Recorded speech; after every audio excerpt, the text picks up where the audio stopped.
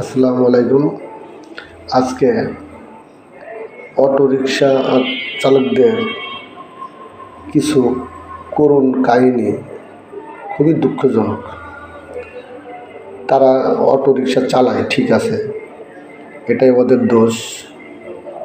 তারা গরিব, এটাই ওদের দোষ।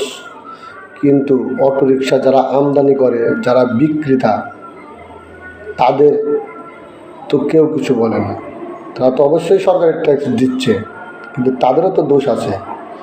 কিন্তু ওদেরকে কিছু না বলে, অটোরিকশাওয়ালাদের কোনো সতর্কবার্তা না দিয়ে এই যে অটোরিকশা ভাঙা হচ্ছে, তাদের রোজগারের ব্যবস্থা করুক সরকারের, করার পরে তাদের নিষেধাজ্ঞা দিন। কিন্তু খুবই দুঃখ লাগে যে গরিবের বেলায় যত জুলুম। এটাই হলো বাংলাদেশ। ধন্যবাদ সবাইকে। স্বাধীন বাংলাদেশ